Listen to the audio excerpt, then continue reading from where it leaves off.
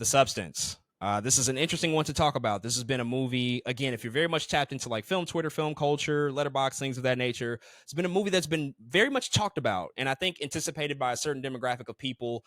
First and foremost, Qualley French film director, has made two feature films. Made Revenge a number of years ago, came out in 2017. Excellent feature Mhm. film, excellent directorial debut. And it took her quite a while to make this follow up film. It's been, again, like I said, about 7 years since she made Revenge. And so The Substance now comes out, and you have a big star like Demi Moore, who does transcend a couple of different generations, paired with a really rising, up and coming, promising young actress in Margaret Qualley in this movie that is it's kind of hard to talk about really without spoiling it. There's a lot of details and a lot of Yeah. interesting plot elements about it, but it's ultimately about this celebrity, this once famed celebrity who now is sort of finding a way to find her youth again because she is starting to be phased out of relevancy. She's a very, very famous TV show host of aerobics and very well known, but she's in her 50s in this movie. She's about 55 or so in this film. And so she's looking for a new way to tap into some youth and to tap into some stunning young looks. And she finds this new drug, for lack of a better term, that allows her to do that without giving too much away. But ultimately, The Substance, again, is gaining a lot of attention and a lot of conversation for the people that have seen it just because of all the ideas, all of the effects, all the things wrapped up into it. But I'll stop there. I'll pass it to you. What did you ultimately think about this brand new feature film, The Substance? Wow, wow, wow. Every now and then there's always a movie that again for just comes out of nowhere. Like I don't know. I really didn't hear about The Substance until I seen other people see watching it. In fact, it might have been you. I might have been just like opening letterboxed and been like, okay, wait a second, what is The Substance and why is so many people. That most watched tool at the top, when it appears, like, damn, what? Why does everybody see this Yeah, movie? yeah, like wait, where did this come from? How are all these people watching this thing? And so I had to go see it, especially when I seen the ratings people were giving it. I'm like, somebody got to be out here tripping. Nobody was out here tripping. This movie is a time. There's so much to talk about. It very rarely, I think, do we get body horror with the theme of body image, if that makes sense. A lot of times you get body horror and it's just like, oh, it's a slasher movie or it's like Saw or something. You're like, whoa, this is crazy, this is gory. This movie is not that. It's again talking about body image and body dysmorphia and what you look like and getting in your old age, and so what happens when somebody gives you the tool to do something about that.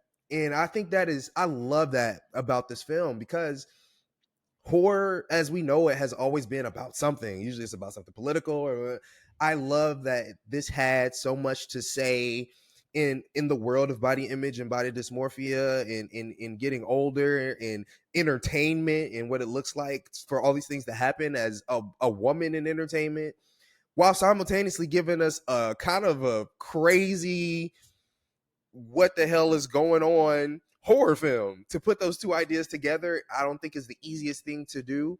And I think The Substance was able to actually again give us something of substance. I think that was it's just really impressive to me that this movie turned out the way that it did, because in watching it I seen so many ways in which this could have been not so great of a film, or like they went the wrong direction there, or like dang, did they have to do that?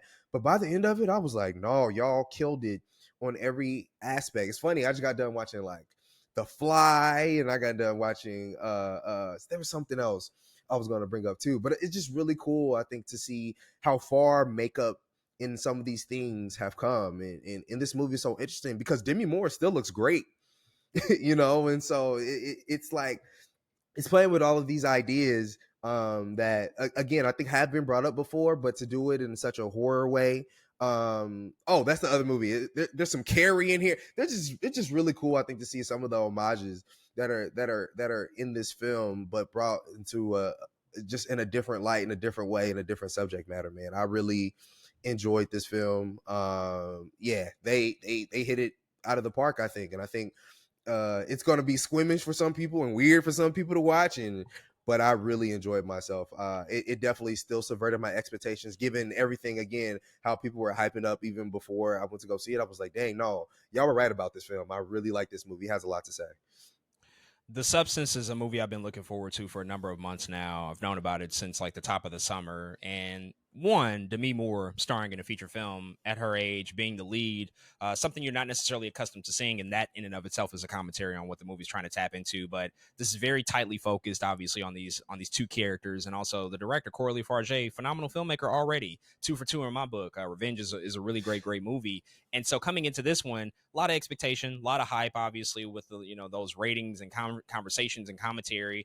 And this far exceeded and surpassed everything that I could have thought from it. The Substance is one of my favorite movies of this year by far. It's incredible. They do so many things and achieve so many things that I think from a thematic perspective, but then also just like a practical perspective by the way the story envelops you and it evolves and Mm-hmm. changes and just morphs over time and it just goes the distance and goes even further than what you think it will go. It just continues Yeah. to surprise you. And I think The Substance uses traditional horror trappings and tropes to really create this commentary and this hyperfixation on entertainment, this multi-billion-dollar industry that cash in on people's identity and their personality and their looks and their beauty and the standards that we hold them to and the unrealistic standards that we place particularly on women. And the movie's not subtle about that stuff at all. Like, it's very much all there for you. It doesn't take a genius to really understand what they're trying to do here because Demi Moore's character very much is in the stage of her career where she's being phased out in favor of a younger host and a younger person. So it's all clearly written there for you. But the fact that this movie introduces this drug called the Substance in the era that we live in now, I think is brilliant because this is the Ozempic movie of our time. This is Mm-hmm. clearly akin to what people are using drugs for to achieve unrealistic expectations of what they think they should look like and that search for the fountain of youth. Like, that's all wrapped up into the movie. And just that idea alone is already a compelling enough idea. And then you add on top of that some really incredible performances from Demi Moore, Margaret Qualley, and then also Dennis Quaid as well. Dennis And Quaid, the way that they yeah. frame him in this movie, the way Coralie Farge frames a lot of her male characters, it's really disgusting. Like, he's not meant to be admirable. He's not meant to be flattering or handsome. She uses fisheye lenses. She gets really up close to his mouth, especially when he's eating. The sound design in this movie will make you squirm and squeam in your seat. It's so effective and it's so creative. But all of these performances all together are just so phenomenal. They have to go to these really crazy levels because as the film progresses, and it's a long movie, it's about 2 hours and 20 minutes. It's a very long Mm-hmm. film. It just gets increasingly more sadistic, more satirical, and more over the top. And there's just a sense of like mania by the end of it. It's pure manic energy in terms of where things ultimately escalate to, because just when you think it's bad, or just when you think like, oh, it can't get any worse than that, oh, this has to be the craziest thing that they do, no, they take it another step further, and then they take it another step further again, and then they take it another step further. They're doing so many things. You mentioned Carrie, and there's also the Reanimator in here, the Invisible Man, all the Mm-hmm. Cronenberg stuff, all the stuff about scientific exploration and scientific Mm-hmm. manipulation of your body, Frankenstein-esque type stuff. Like, Coralie Yep. Farge is clearly a student of the game, and she's creating this new vision, this new entertaining vision of what that could look like. Because the movie is funny, it's a damn good time. It moves, even if it's long. I think it's incredibly placed, and you have some really terrific performances. And I think Mm-hmm.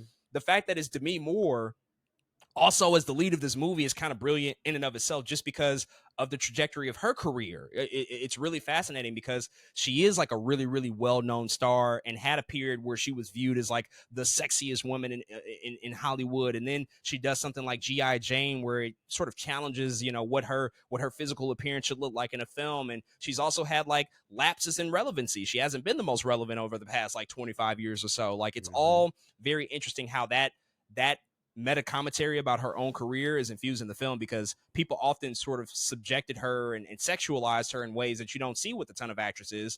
And she can come in here and really run with that and give you a nice dramatic performance, a really compelling performance that I think you have to sympathize with too. Like, this is a Yeah. movie that does garner your sympathy, and I think Coralie Farge never forgot that in the development of these characters in the story. Like, even Margaret Qualley's character, the younger one that Mm-hmm. accumulates all this newfound fame and energy and wealth, like, there is a level of empathy that you have to have with her, because it's like, well, what would you do if all of a sudden you become like the most famous, daytime aerobics person on television? You're going to get a lot of Mm-hmm. fame, a lot of money real fast. You're going to want to live it up. And it's going to be hard to go back to what was presented before you, probably, Yeah. just being asleep for 7 days. And you have to see the movie to ultimately know what that's about. But Amazing movie, incredible film. And I think that even from a body horror perspective, like if you're not that person, if grotesque stuff and gory stuff doesn't work for you, I don't know. I think you can handle it. I think it's fine. Like, especially compared Get to through Terrifier 3, I think it's fine. Like, it. it definitely goes there. It's wild and crazy by the end of it, but I don't think it's the worst of the worst. I've seen worse stuff, Mhm. certainly,